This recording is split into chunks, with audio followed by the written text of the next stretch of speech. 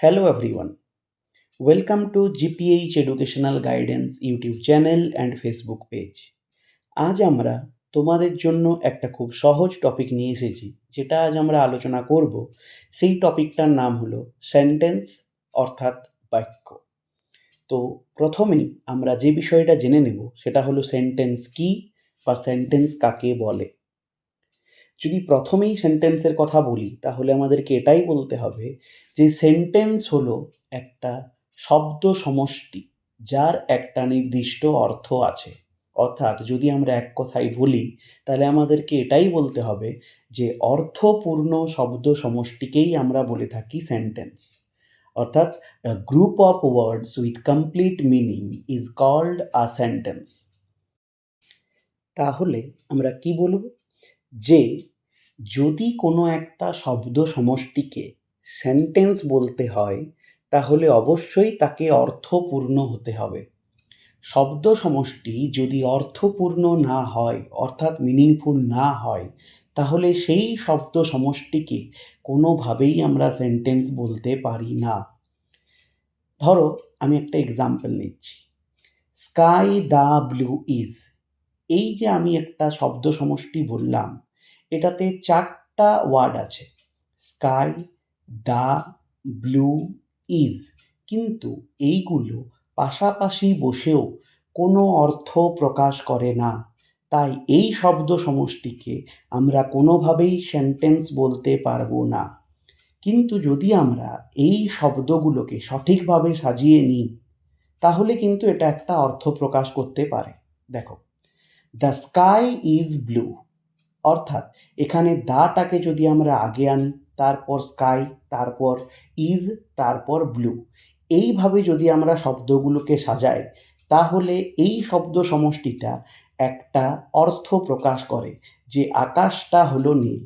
এক্ষেত্রে আমরা এটাকে সেন্টেন্স বলতে পারবো।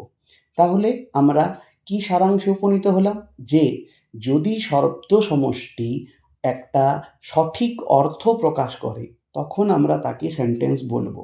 যদি শব্দ সমষ্টি সঠিকভাবে অর্থ প্রকাশ করতে অক্ষম হয় তাহলে তাকে আমরা কোনোভাবেই সেন্টেন্স বলতে পারি না। এরপর আমরা যে বিষয়টা নিয়ে আলোচনা করব সেটা হলো সেন্টেন্সের প্রকারভেদ, অর্থাৎ টাইপস অফ সেন্টেন্স। সেন্টেন্স মূলত 5 প্রকার। Number 1, assertive or declarative sentence, অর্থাৎ বর্ণনামূলক বাক্য। নাম্বার 2, ইন্টারোগেটিভ সেন্টেন্স, অর্থাৎ প্রশ্নবোধক বাক্য।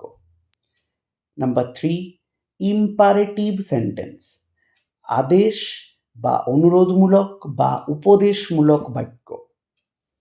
নাম্বার 4, অপটেটিভ সেন্টেন্স, ইচ্ছাবোধক বা প্রার্থনাসূচক বাক্য।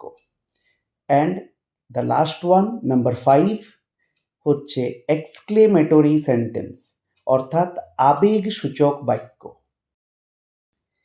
এই 5 ধরনের সেন্টেন্সকে আবার দুটি ভাগে ভাগ করা যায়, অর্থাৎ assertive sentence, interrogative sentence, imperative sentence, optative sentence এবং exclamatory sentence.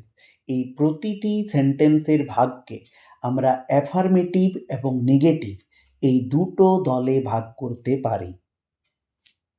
Number 1, assertive sentence. An assertive sentence is a sentence that states a fact, অর্থাৎ যে সেন্টেন্সে কোনো ঘটনা, অবস্থা বা বিষয়বস্তুর বর্ণনা দেওয়া হয় তাকে অ্যাসার্টিভ বা ডিক্লারেটিভ সেন্টেন্স বলা হয়। যেমন আই নো হিম, অর্থাৎ আমি তাকে জানি, এটা হচ্ছে একটা অ্যাসার্টিভ সেন্টেন্স। আবার আই ডোন্ট নো হিম, আমি তাকে জানি না, এটাও হচ্ছে একটা assertive sentence.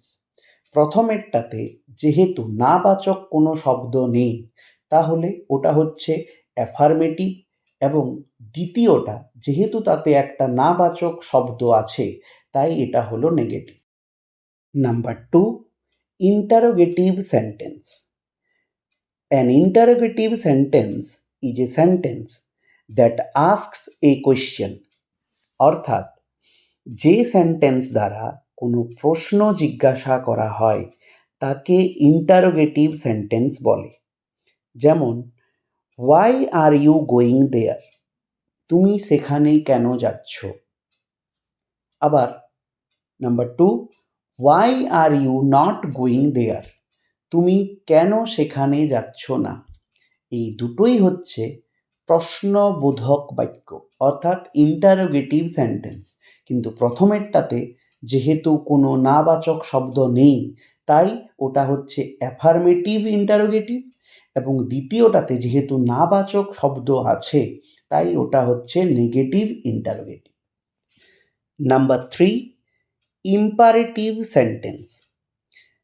An imperative sentence is a sentence that expresses a direct command, request, warning, instruction or advice।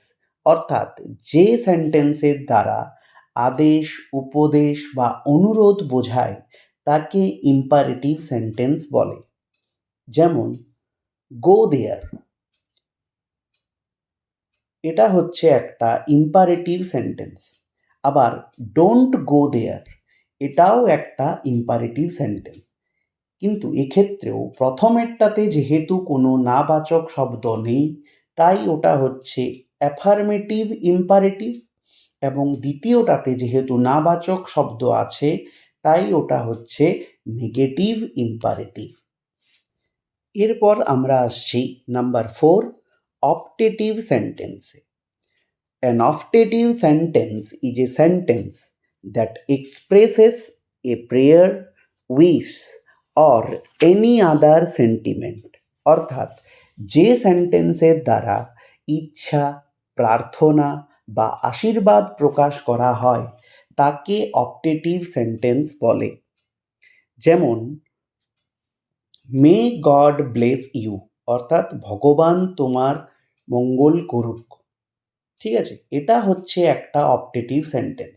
আবার মে হি নট গেট সিক, যে সে যেন অসুস্থ না হয়ে পড়ে, এই দুটোই হচ্ছে অপটেটিভ সেন্টেন্স। কিন্তু প্রথমেরটাতে এক্ষেত্রেও যেহেতু কোনো নাবাচক শব্দ নেই, তাই ওটা হচ্ছে অ্যাফার্মেটিভ অপটেটিভ, এবং দ্বিতীয়টাতে যেহেতু নাবাচক শব্দ আছে, তাই ওটা হচ্ছে negative optative. Number 5, exclamatory sentence. Sentences containing emotions such as anger, sorrow, etc. are called exclamatory sentences। যে সেন্টেন্সের দ্বারা দুঃখ, আনন্দ, বিস্ময় প্রভৃতি আবেগ প্রকাশ করা হয় তাকে আমরা বলে থাকি এক্সক্লেমেটরি সেন্টেন্স। যেমন, হাউ নাইস, কি সুন্দর। Number 2, alas he is no more, হাই সে আর বেঁচে নেই। এই দুটোই হচ্ছে এক্সক্লেমেটরি সেন্টেন্স। কিন্তু এক্ষেত্রেও যেহেতু প্রথমটাতে কোনো নাবাচক শব্দ নেই, তাই ওটা হচ্ছে অ্যাফার্মেটিভ এক্সক্লেমেটরি, এবং দ্বিতীয়টাতে যেহেতু নাবাচক শব্দ রয়েছে, তাই ওটা হচ্ছে নেগেটিভ এক্সক্লেমেটরি। আশা করি তোমরা সকলেই সেন্টেন্সটা ভালোভাবে বুঝতে পেরেছ। যদি কারো কোনো সমস্যা থেকে থাকে তাহলে তোমরা অবশ্যই কমেন্টে জানাবে। আশা করি তোমাদের ভিডিওটা খুব ভালো লেগেছে। তাই এইরকম সুন্দর সুন্দর ভিডিও পাওয়ার জন্য অবশ্যই তোমরা আমাদের চ্যানেলটা সাবস্ক্রাইব করে রাখো এবং আমাদের ফেসবুক পেজটাও ফলো করে নাও। Thank you.